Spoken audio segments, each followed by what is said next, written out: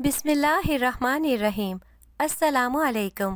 رات کے وقت جب اس کی عجیب سی گھٹی گھٹی آوازوں پر کان لگائے تو وقاص فوراً ہی گھبرا کر اٹھ بیٹھا تھا۔ نرگس دبی دبی سی آوازوں میں نیند میں کھوئی کچھ گنگنا رہی تھی۔ جیسے ہی وقاص نے اپنی نظروں کو گھڑی کی طرف گھمایا تو 12 بج رہے تھے، اور پھر وقاص فوراً ہی اٹھ کر واش روم میں چلا آیا تھا، اور اس کی سانس بری طرح پھول رہی تھی۔ اس کا دل زور زور سے دھڑکنے لگا تھا۔ وقاص نے چھپ کر تھوڑا دروازہ کھول کر دیکھا تو اس کی بیوی نرگس آج پھر سے وہی کر رہی تھی جو وہ پچھلے 1 مہینے سے کرتی آئی تھی، اور وقاص اسے دیکھتے ہی بے حد ڈر جاتا تھا۔ مگر وقاص کے دل میں یہ بات ایک راز کی طرح دفن ہو گئی تھی۔ وہ خاموشی لگائے بیٹھا تھا، گھر میں کسی سے کچھ کہہ بھی نہیں سکتا تھا، کیونکہ اسی نے آخر ضد بحث کر کے۔ وقاص وہیں سے ڈرتا سہمتا نرگس کو دیکھتا رہا، اور کچھ دیر بعد جب نرگس اپنے بستر پر آ کر تھک ہار کر جا سوئی تو وقاص بھی اپنے بستر پر واپس آ گیا تھا۔ تو اس نے ڈرتے ہوئے نرگس کو ہلانے کی کوشش کی تو نرگس بہت ہی گہری نیند میں تھی۔ وقاص بھی اب بے فکر ہو کر سو چکا تھا۔ صبح کے 8 بجے کا وقت تھا۔ وہ اس وقت بہت ہی گہری نیند میں تھا، اور پھر اس کے کانوں میں ایک آواز گونجی، اٹھو نا یار، بہت دیر ہو گئی ہے۔ تم روز مجھے تنگ کرتے ہو اور اٹھنے میں دیر کرتے ہو، حالانکہ تم تو رات کو بہت ہی جلدی سو جاتے ہو۔ وقاص منہ بناتے ہوئے نیندوں میں ہی ہوتا۔ جو ہی اس کے اوپر ٹھنڈا پانی کا گلاس انڈیلا جاتا تو وقاص کی چونک کر فوراً ہی آنکھ کھل جاتی، اور سامنے کھڑی نرگس کو زور زور سے ہنستا ہوا دیکھنے لگتا کہ نرگس یار، تم بھی نا، تو کیا کروں، اس کے علاوہ اور کوئی چارہ ہی نہیں ہوتا کہ تمہیں جلدی اٹھا کر آفس بھیج دیا جائے۔ نرگس بستر سمیٹتے ہوئے وقاص کے سارے سوالوں کا جواب دیتی رہی۔ وقاص نہا دھو کر جلدی جلدی تیار ہو کر نیچے آ جاتا، اور نرگس اس کے سامنے ناشتہ پیش کرتی۔ تبھی اس کی ساس روز معمول کی طرح ہاتھ میں تسبیح لیے تخت پر بیٹھی کہتی، نہ جانے اور کتنے دن ہمیں اس طرح اکیلے ہی کاٹنا پڑیں گے، نہ جانے کب اس گھر میں بچوں کی چہل پہل ہوگی۔ وقاص ناشتہ کرتے ہوئے نرگس کو مایوس بنا ہوا دیکھتا تو کہتا، ارے نرگس، آج تو تم نے واقعی کمال کر دیا، کیا ناشتہ بنایا ہے، قسم سے مزہ ہی آ گیا۔ نرگس مسکرا دیتی اور وقاص اسے بہانے سے باتوں میں لگا کر امی سے اجازت لے کر آفس کے لیے روانہ ہو جاتا، اور نرگس گھر کے کام کاج میں مصروف ہو جاتی تھی۔ ادھر وقاص آفس میں کام کرتا رہتا اور سارا دن اپنے دوپہر کے کھانے کا انتظار کرتا رہتا۔ جیسے ہی اسے آپریٹر فون کر کے بتاتی کہ سر، آپ کا کھانا آ گیا ہے، آپ کہیں تو اندر بھیج دوں، اس پر وقاص ہاں کہہ کر ایک طرف جا بیٹھتا، اور کچھ ہی دیر میں وقاص کے گھر کا ملازم اندر کھانا لے کر آ گیا اور کہنے لگا، بھابی نے بہت ہی پیار سے اور من سے کھانا بنایا ہے آپ کے لیے۔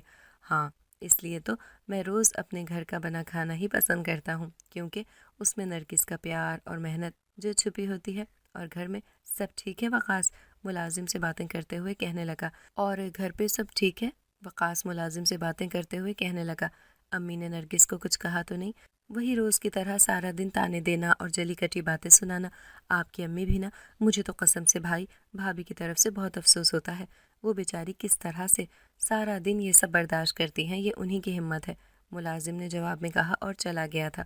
وقاص سوچ میں پڑ گیا تھا کہ جس دن سے امی نے یہ سب کرنا شروع کیا ہے، نرگس اب پہلے جیسی نہیں رہی، اس کے رویے میں بہت ہی چڑچڑا بن آ گیا ہے۔ مگر ایک بات ہے، نرگس روز رات اتنی دیر میں وقاص کا ایک دوست اس کے پاس آیا اور اسے چھیڑتے ہوئے کہنے لگا، کیا بات ہے یار، آج پھر سے گھر کی وہی دال سبزی، کچھ باہر سے آرڈر ہی کر لیا کرو اپنے لیے، اتنی بھی کنجوسی اچھی نہیں میرے بھائی۔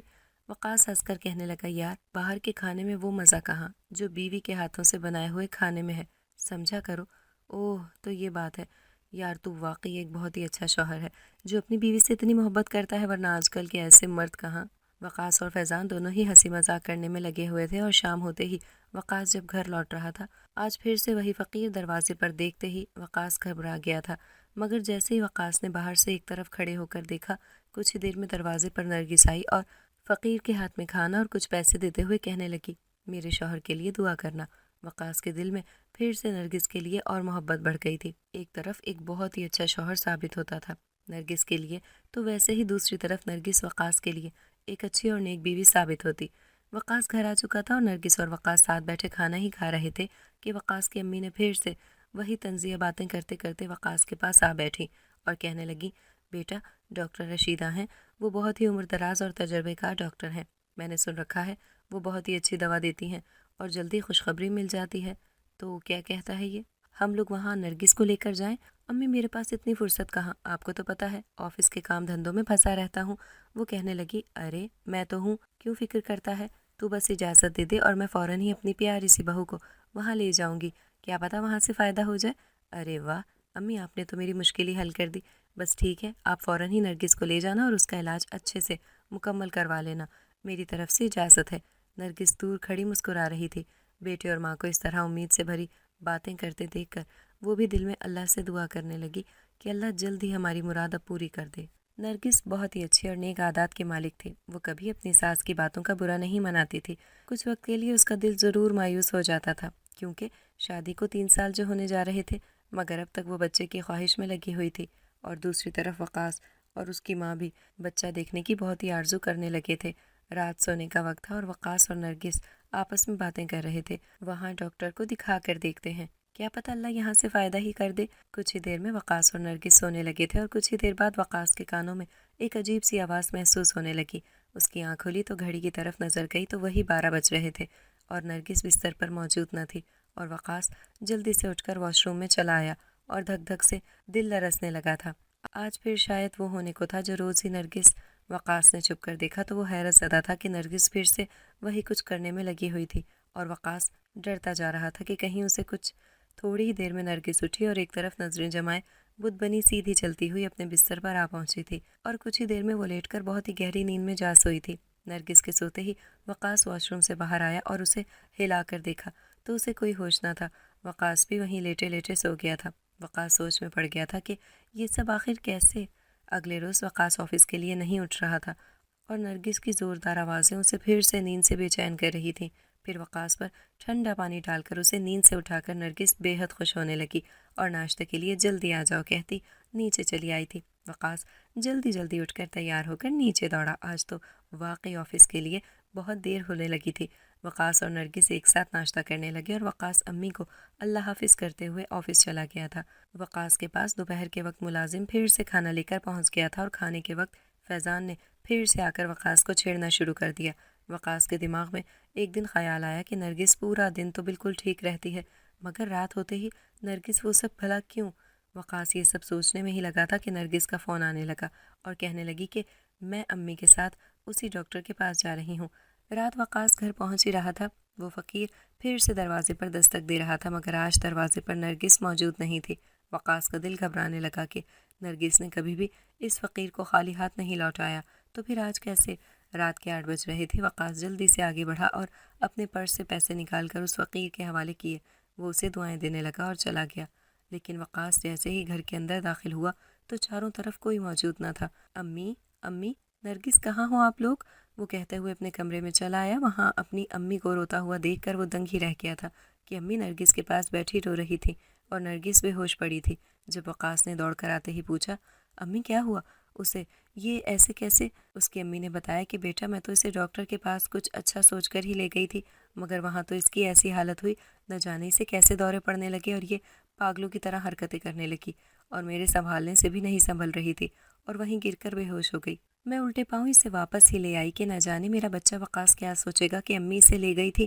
ارے تو امی اسے ڈاکٹر کو دکھایا ہوتا نا۔ وہ کہنے لگیں بیٹا اس کی حالت دیکھ کر سبھی ڈر کر بھاگ گئے تھے، ہر کوئی باتیں بنا رہا تھا اس پر، جنات ہے تو کوئی کہہ رہا تھا اس پر اثرات ہیں، آپ اسے یہاں سے فوراً ہی لے جاؤ۔ وقاص سنتے ہی نظریں چرانے لگا، بھلا اس کے دل میں تو یہ بات پہلے ہی آ چکی تھی کہ شاید وجہ یہی ہو، مگر وہ اب تک خاموش تھا کہ رات میں جو کچھ ہوتا ہے، مگر نرگس پورا دن ٹھیک بخیریت رہتی ہے، پر آج دن کے وقت اس کی یہ حالت خطرے سے خالی نہ تھی۔ اگر اسے واقعی کچھ ہو جاتا تو، کیونکہ وقاص اچھے سے جانتا تھا نرگس کس طرح کا برتاؤ کرتی ہے اس حالت میں۔ کچھ دیر میں نرگس کو ہوش آ گیا تھا، وہ پانی پانی کہتی اٹھ بیٹھی تھی، اس کی ساس بھی اسے پانی پلا رہی تھی۔ آخر مجھے کیا ہوا تھا، میں یہاں کیسے آ گئی؟ نرگس وقاص کی طرف سوالیہ نظروں سے دیکھتے ہوئے پوچھنے لگی۔ وقاص ہنس پڑا اور کہنے لگا ارے تم بھی نا بہت ہی نازک ہو، وہاں ڈاکٹر کے رش اتنا تھا کہ تم گرمی کی شدت سے وہیں گر کر بے ہوش ہو گئی اور امی تمہیں ڈر کے مارے گھبرا کر واپس لے آئی ہیں، ہے نا امی؟ وقاص آنکھوں سے اشارہ کرتے ہوئے اپنی ماں کو دیکھنے لگا، انہوں نے بھی ہاں میں ہاں ملا دی تھی۔ کچھ وقت بعد نرگس بالکل ٹھیک ہو گئی تھی اور وہ سب کچھ بھول گئی تھی، مگر وقاص کے دل میں ڈر اب اور بھی بڑھتا جا رہا تھا۔ اب تک تو رات کی بات، نرگس کی یہ حالت کی بات مجھ تک ہی محدود تھی، مگر آج امی کے سامنے وہاں اتنے لوگوں کے بیچ اگر پھر سے یہ سب، اور اگر یہ سب اور زیادہ ہونے لگا تو مجھے جلد ہی اس معاملے کا کوئی حل تلاش کرنا ہوگا، پر کیسے؟ کیا مجھے اپنی امی سے بات کرنی چاہیے، انہیں سب بتا دینا چاہیے؟ کیا پتہ امی کچھ حل بتا دیں۔ وقاص انتہائی پریشان رہنے لگا اور اکثر نرگس اب رات میں 12 بجنے کے ساتھ ساتھ اکثر اپنی ساس کے ساتھ جب بھی گھر میں اکیلی ہوتی تو وہ اس طرح عجیب و غریب حالت میں آ جاتی تھی اور وہ ڈر کر فون کر کے فوراً ہی اپنے بیٹے وقاص کو گھر بلا لیتی تھی۔ وقاص نے ایک روز نرگس کی غیر موجودگی میں اپنی امی کے کمرے میں جا کر ان کے پاس بیٹھ کر ان کی گود میں سر رکھ کر رونے لگا۔ وہ پیار سے سر پر ہاتھ پھیرتے ہوئے کہنے لگی، بیٹا کیا بات ہے، کیوں پریشان ہو، کیا وجہ نرگس ہے؟ وقاص نے ان کی آنکھوں میں دیکھتے ہوئے کہا، امی آپ تو جانتی ہیں میں نرگس سے بہت ہی محبت کرتا ہوں اور اس کی یہ حالت آج سے نہیں بلکہ شادی کے تقریباً 1 مہینے سے ہی میں دیکھتا آیا ہوں۔ اس کی ماں گھورتے ہوئے کہنے لگی، کیا مطلب ہے وقاص تمہارا؟ وہ کہنے لگا، ہاں امی، میں نے آپ سے یہ بات چھپا رکھی تھی، مجھے معاف کر دینا، مگر شادی کے 1 مہینے بعد سے ہی رات کے 12 بجتے ہی نرگس اسی طرح پاگلوں جیسی حرکات کرتی ہے اور عجیب عجیب سی آوازیں نکالتی ہے اور پتہ نہیں کس زبان میں کچھ گنگنانے لگتی ہے، روتی ہے تو کبھی خود بھی ہنستی ہے، مگر کچھ ہی دیر بعد وہ آ کر اپنے بستر پر جا کر سو جاتی ہے اور پورا دن وہ بالکل ٹھیک رہتی ہے، مگر تو یہ سب مجھے آج بتا رہا ہے؟ میں تو پہلے ہی کہتی تھی، مگر تو نے میری ایک نہ سنی اور اس لڑکی سے شادی کے چکر میں پاگل ہوا جا رہا تھا، آج دیکھ لے۔ وقاص کی ماں اس پر غصہ کرنے لگی تھی، پھر کہنے لگی، وقاص بیٹا اب میں سمجھی تیری اولاد اب تک کیوں نہیں ہوئی، اس لڑکی پر کوئی جنات ہے یا پھر اثرات، اور وہ شادی کے بعد سے ہی اسے اور تجھے آباد نہیں ہونے دے رہے، جبھی تم دونوں خوش ہو کر بھی اب تک خوش نہیں ہو پائے، کیونکہ ایک کمی اب تک باقی رہی، وہ ہے اولاد جو جنات کبھی نہیں ہونے دیتے۔ آج سمجھ آیا جب میں تیرا رشتہ لے کر اس لڑکی کے گھر گئی تھی، اس کی ماں اور باپ نے انکار کیوں کر دیا تھا، وہ بھی اس بات سے واقف ہوں گے، مگر تو نے ایک نہیں مانی۔ وقاص بھی سوچ میں پڑ گیا تھا کہ کیا پتہ واقعی یہ بات سچ ہے، جبھی تو، مگر اب اس کا حل کیسے تلاش کیا جائے، کچھ تو حل ہوگا، کوئی تو راستہ ہوگا، وہ اپنی امی سے روتا ہوا کہنے لگا۔ اس کی ماں نے وقاص کو تسلی دیتے ہوئے کہا، اچھا تو رو مت، گھبرا نہیں، میں دیکھتی ہوں کوئی حل نکالتی ہوں، یہاں اپنے محلے میں ایک بہت ہی پہنچے ہوئے بابا ہیں، میں وہاں آج ہی نرگس کو لے جاتی ہوں، دیکھتے ہیں وہ کیا حکم بتاتے ہیں۔ وقاص راضی ہو گیا تھا اور بہانے سے اولاد کے روحانی علاج کے بہانے نرگس کی ساس شام ہوتے ہی نرگس کو ان بابا کے پاس لے گئی تھی اور انہوں نے جو کچھ بتایا وہ سن کر وقاص کی ماں تو گہرے ہی صدمے میں آ گئی تھی اور کچھ تعویذات دے کر نرگس کو روانہ کر دیا گیا تھا۔ گھر آتے ہی وقاص نے کہا، بڑی زور سے بھوک لگی ہے نرگس، جا کر یار جلدی سے کھانا تیار کرو، بس ابھی بناتی ہوں۔ نرگس کہتی ہوئی کچن میں چلی گئی تھی اور نرگس کے بارے میں وقاص کی ماں نے جب وقاص کو بتایا تو اس کے پیروں تلے سے زمین ہی نکل گئی تھی، وہ بہت ہی پریشان اور گھبرائی ہوئی تھی، کہنے لگی، میں نے بابا کو اشارے سے منع کر دیا تھا اور انہوں نے نرگس کو باہر بھیج کر مجھے اکیلے بتایا ہے کہ اس پر تو جنات عاشق ہیں اور وہ جنات اس لڑکی پر شادی سے پہلے سے ہی ہیں اور وہی تم دونوں کو بسنے نہیں دے رہے، جبھی تمہارے یہاں اولاد بھی نہیں ہوئی اور وہ جنات نرگس کی جان لے کر ہی جائیں گے۔ یہ سنتے ہی وقاص ڈرنے اور خوف کھانے لگا تھا، مگر امی آپ نے تو کہا تھا وہ بہت ہی پہنچے ہوئے بابا ہیں، کوئی حل تو بتائیں گے؟ ہاں بتایا ہے ایک حل، مگر وہ تم سے نہیں ہوگا، وقاص کی امی نظریں چراتی ہوئی کہنے لگیں۔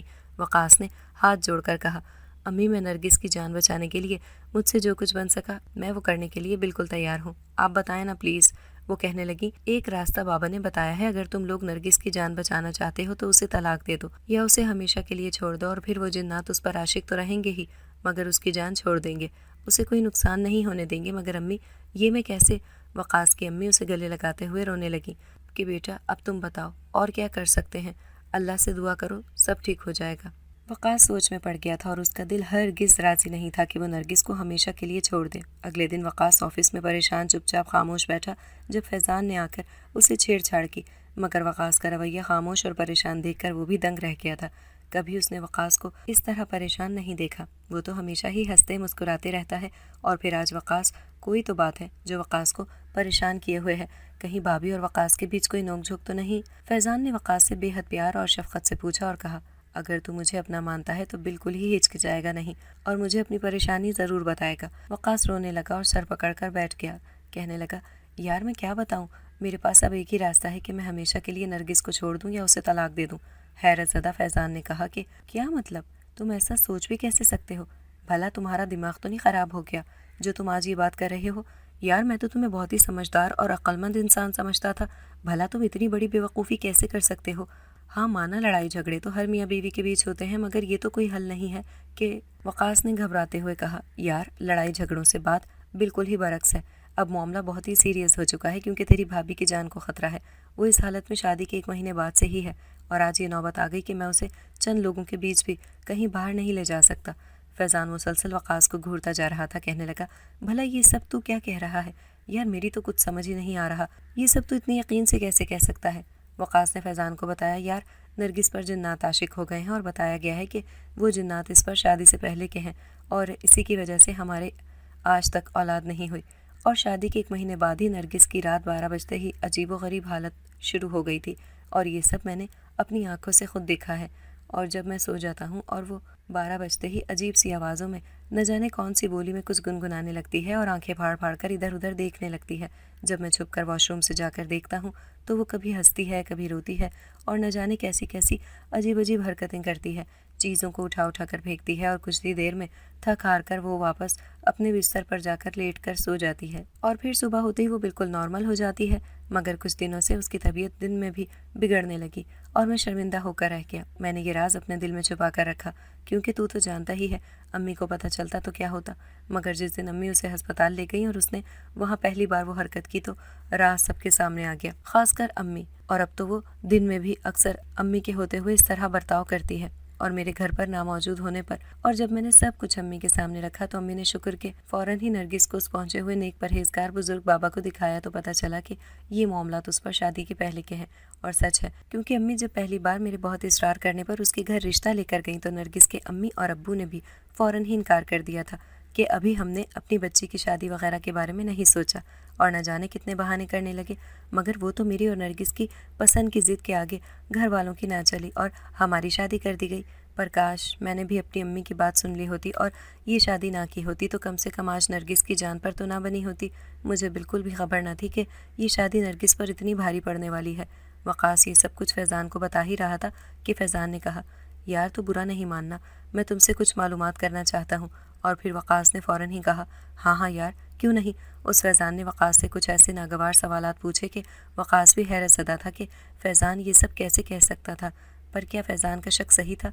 ये तो वक्त ही बताने वाला था। बहरहाल फैज़ान और वक़ास के बीच कुछ बहस होने लगी और फिर फैज़ान ने तसल्ली देते हुए कहा, यार तू बस अल्लाह पर छोड़ दे और इबादत में मशगूल हो जा, उस रब से मदद तलब कर, वो ज़रूर तेरी मदद करेगा। और उस वक्त नरगिस को छोड़ने की बात तो दिल से बिल्कुल निकाल दे और इस बात का फ़िलहाल जिक्र तू किसी से नहीं करेगा। वादा कर, मैं तेरा दोस्त हूँ, कभी तेरा बुरा नहीं चाहूँगा। वक़ास ने फैज़ान से वादा कर तो लिया था, मगर वक़ास नहीं जानता था कि फैज़ान क्या करने वाला है और जल्द ही वक़ास के ऊपर क़यामत टूट पड़ने वाली थी, क्योंकि वक़ास जिस सच से अनजान था वो इस तरह सामने आने वाला था। उस दिन से वक़ास नमाज और इबादत में मसरूफ़ अल्लाह से लो लगाए बैठा था और फिर कुछ ऐसा हुआ कि जिसने सब कुछ तबाह कर डाला था। अब नरगिस की हालत और बिगड़ती ही जा रही थी और वक़ास सजदे में गिर गिर कर अल्लाह से कोई रास्ता तलब करता था। एक रोज़ अचानक वक़ास मस्जिद से घर लौट रहा था कि अचानक उसे वही फ़कीर रास्ते में नज़र आया। तो वक़ास ने उसे देखते ही नरगिस का ख्याल करते ही उसे कुछ पैसे निकाल कर दिए तो फ़कीर उसे दुआएं देने लगा।